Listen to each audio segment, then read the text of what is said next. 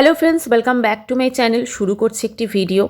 তো একটি মেয়ে হঠাৎ করে লাইভ করে এবং সে আমাদের সকলের খুব পরিচিতা একজন গায়িকা।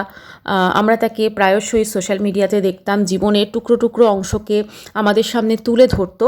তো সেই দেবলীনার দিদি এই পুরো ঘটনা সম্পর্কে কি জানিয়েছেন সেটা আমি পরবর্তীতে আপনাদের ভিডিওতে শোনাচ্ছি দেবলীনার দিদির মুখ থেকেই। তো একটাই বলবো যে দেবলীনা এখন কেমন আছে। দেবলীনা এখন অনেকটা সুস্থ আছে। দেবলীনাকে এখন এসএসকেএমে স্থানান্তরিত করা হয়েছে, যেখানে প্রথমে ভর্তি করা হয়েছিল।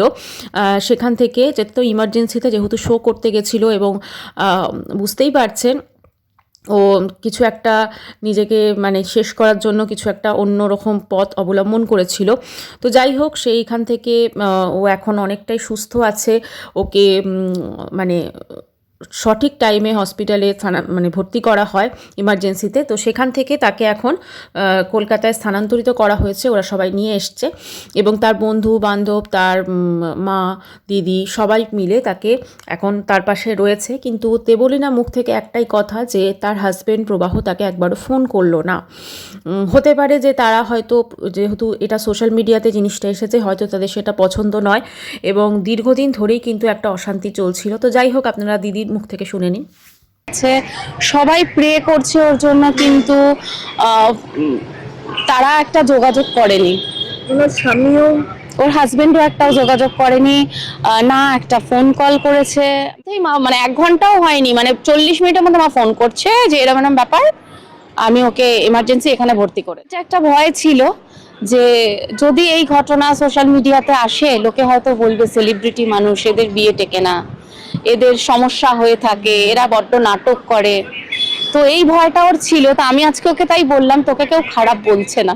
সত্যি বলছি, ভিডিও করে দেখাতে পারতাম যে ও কিভাবে ভেঙে পড়েছে। মিনিটে মিনিটে কথায় কথায় কাজ। আর ওর কথার মধ্যে একটাই কথা থাকছে, একবার ফোন। ছোট থেকে মা ওকে বড় করেছে, মা ওকে সেইভাবে ট্যাকেল করে, সব জায়গায় মা নিয়ে যায়। আর মা অ্যাজ আ গাইডেন্সও যায় এবং ওর সবকিছু কখন জল খাবে, কখন কি লাগবে, কখন ডায়েরিটা এগিয়ে দেবো, কখন স্টেজে কি দরকার, ওর সমস্ত কিছু মা হ্যান্ডেল করে। ওর তো কোনো পার্সোনাল ম্যানেজার নেই, মাই ওর পার্সোনাল ম্যানেজার। তো সেই সব কিছু জেনে শুনেই ওরা কিন্তু বিয়ে দিয়েছিল, তখন ওদের কোনো সমস্যা ছিল না। এবং পরবর্তীকালে জানি না কেন মা হয়ে করা হলো কালকে। কারণ ওকে তো আমাদের এই মুহূর্তে নিয়ে কোথাও যাওয়া সম্ভব নয়।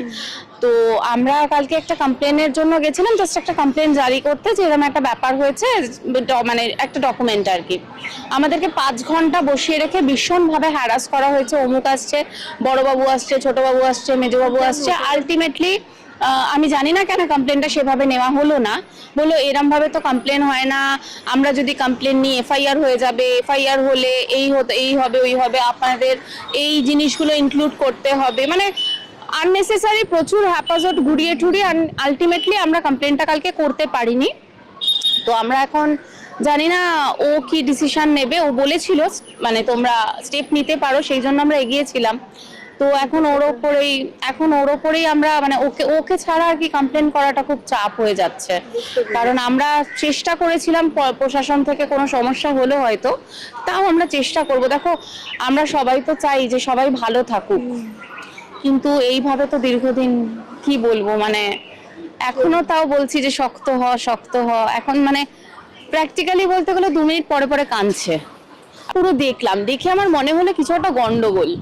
তো আমি সঙ্গে সঙ্গে লাইভ শেষ হলো, আমি মাকে ফোন করলাম। ইভেন তখন আমি দেখলাম সায়কও দেখছে এবং সায়কও ওখানে লিখেছে তুই আমাকে ফোন কর। এবার আমি সঙ্গে সঙ্গে মাকে ফোন করলাম, মা ও কোথায়, ও লাইভ করলো দেখলাম, এটা কি করলো, তো বলে এরকম ভাবে সব ইয়ে হলো। তো যাই হোক, ব্যাপারটা তো এরকম হলো। তো মা বললো যে হ্যাঁ আমরা না গাড়িতে উঠছি। তা আমি বললাম ওর সাথে, ওকে দাও তো ফোনটা, ও ঠিক আছে তো? তো মা বললো যে হ্যাঁ এমনি তো ঠিক আছে, গাড়িতে উঠছি আমরা, তুই তাহলে ওকে ফোন কর। আমি ঠিক আছে তুমি রাখো, আমি ওকে ফোন করছি। তা আমি ওকে ফোন করলাম, ফোনে পেলাম না, ফোন ধরলো না। তা আমি ভাবলাম যে ঠিক আছে, গাড়িতে তো সবাই আছে, এবার স্বাভাবিক ব্যাপার, গাড়িতে ওর আত্মসহায়ক রয়েছে, ড্রাইভার রয়েছে, পাপাইদা যে সবসময় সঙ্গে থাকে সে রয়েছে, মা রয়েছে, মধু রয়েছে, সেখানে এত লোকের মধ্যে তো সেরকম কিছু হবে না, সেফ। ঠিক আছে, যাক, সাবধানে বাড়ি যাও, আমি তাহলে পরে কথা বলে নেব। তার 1 ঘন্টার মধ্যেই মা, মানে 1 ঘন্টাও হয়নি, মানে 40 মিনিটের মধ্যে মা ফোন করছে যে এরকম ব্যাপার, আমি ওকে এমার্জেন্সি এখানে ভর্তি করেছি। এবার তখন আমার না এমন অবস্থা, আমি ক্যাব পাচ্ছি না, তো যার জন্য আমি সেই রাত্রিবেলা বেরিয়ে আসতে পারি, কিন্তু ভীষণ টেনশনের মধ্যে ওই রাত্রিটা কেটেছে। তারপর তো কালকে সকাল থেকে ছোটাছুটি যা চলছিল। দেখো, মানুষ সবাই জানুক যে ও একটু বেটার আছে, সবাই আশীর্বাদ করো, সবাই প্রার্থনা করো যাতে ও খুব তাড়াতাড়ি স্বাভাবিক হওয়ার চেষ্টা করে, আমাদের মাঝখানে ফিরে আসে। হ্যাঁ, স্ট্রাগল তো লাইফে লেগেই থাকবে, লড়াই তো করতে হবে, লড়াই ছাড়া তো বাঁচা যায় না। একটা মেয়ে অনেকটা স্বপ্ন নিয়ে একটা নতুন জীবনে পা দেয়। তো দেবলীনা এতদিন সত্যি কথা বলতে কি 1.5 বছর ধরে অনেক অশান্তি সে সহ্য করছে, যেটা তার দিদি জানাচ্ছে। তার মাও বেশ কিছু কথা বলেছেন, তো সেটা আমি পরবর্তীকালে শোনাবো। কিন্তু আজকে যেটা আমি শোনাচ্ছি, দিদির কথা শোনালাম। তো দিদি যেটা বলছে যে এটা কিন্তু বহুদিন ধরে চলছে এবং এরা কিন্তু কোনো স্টেপ নিতে পারেনি, ঠিক এই কারণে যে যেহেতু সেলিব্রিটি মানুষ বলবে যে তোমরা নাটক করছো, এটা খুব স্বাভাবিক একটা ব্যাপার। আর তার থেকেও বড় কথা আমার যেটা মনে হয় যে দেবলীনা কোনোদিনই চায়নি যে তার সংসার শেষ হয়ে যাক। কারণ প্রত্যেকটা মেয়েরই তো একটা স্বপ্ন থাকে, সুন্দরভাবে সে সংসার করবে তার হাজব্যান্ডকে নিয়ে। এটা আমরাও দেখেছি ও কতটা সুন্দরভাবে, কতটা প্রচেষ্টা দিত, সব কিছুতে ও নিজের বেস্টটা দেওয়ার চেষ্টা করতো। এবং সকালে শো থাকতো, রাত্রিবেলা ফিরেও একদম পুরো মানে যেরকম আমরা প্রত্যেকটা জিনিসই দেখেছি ওর। কিন্তু যখনই শোতে যাওয়ার আগেও রান্নাবান্না করে গেছে, এই সব কিছু কিন্তু তার ব্লগে আছে, আমরা প্রত্যেকেই দেখেছি। দেখুন, আমরা তো এইভাবে একজনের একদিকটা শুনে জাজ করতে পারি না, কিন্তু যেটা মনে হচ্ছে যে এর মধ্যে যথেষ্টই সত্যতা আছে। আর আমি একটাই বলবো যে যদি পসিবল হয়, যদি পসিবল হয়, যদি ওর হাজব্যান্ড সবটা বুঝতে পারে, তো অবশ্যই আবার দুজনে এক হতে পারে, এটাতে কোনো অসুবিধা তো কিছু নেই, তাই না? মানুষ মাত্রই ভুল হয়।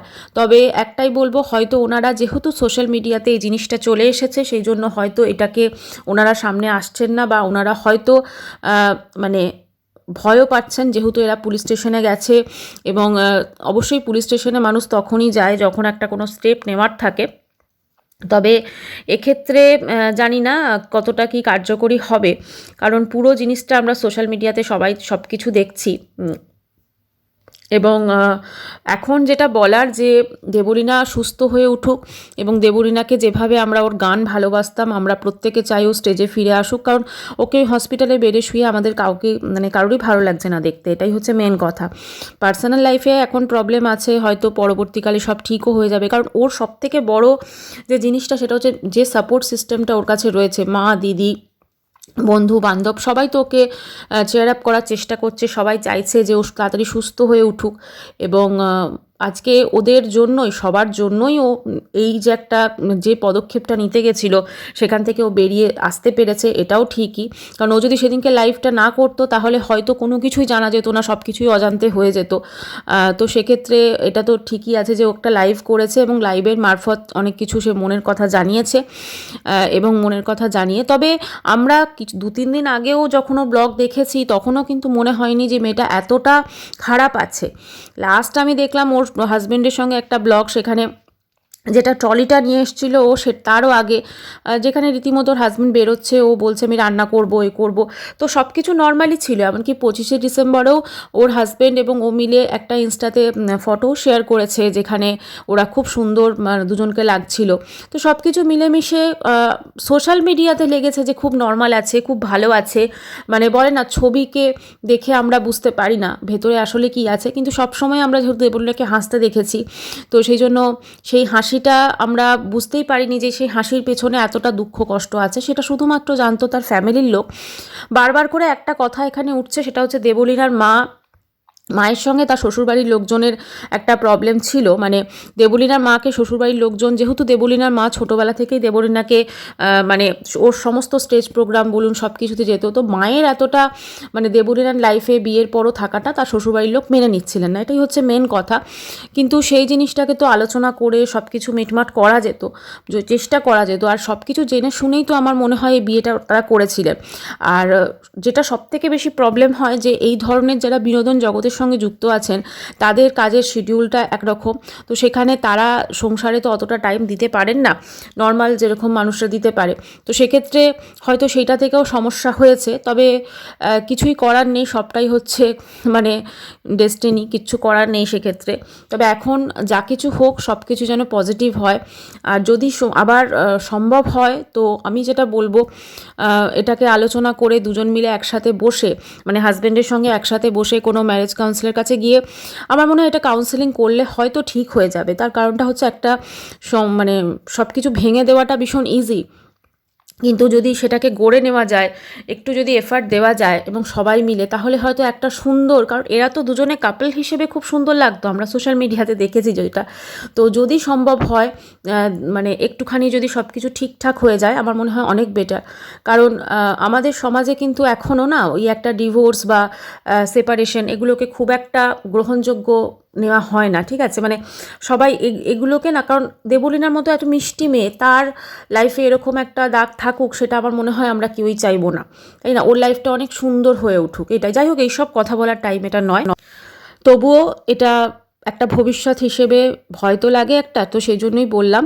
তো এখন বলবো যে দেবলীনা সুস্থ লাইফে ফিরে আসুক, আগের মতো আবার কাজকর্ম করুক। অনেক স্টেজ প্রোগ্রাম হচ্ছিল, পারফরমেন্স, তো সেগুলো সব আবার রিশিডিউল হোক, আবার সব কিছু করুক।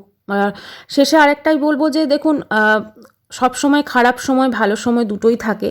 তো 1.5 বছর ধরে হয়তো ও রিয়েলাইজও করেছে হয়তো যে ওই মানুষটা ওর জন্য অ্যাপ্রোপ্রিয়েট নয়, কিন্তু আমার মনে হয় এটা লাভ ম্যারেজ ছিল, এটা লাভ ম্যারেজই ছিল। তো সেক্ষেত্রে এতদিন মানুষটার সঙ্গে থেকেও যখন ছোট ছোট প্রবলেম হতো সেইটা থেকে কিন্তু আগেই বোঝাটা উচিত ছিল। আর একটা মেয়ে তার বিয়ের পরও তার বাবা মাকে দেখবে বা তার বাবা মাকে ভুলে যাবে, এটা কিন্তু হতে পারে না।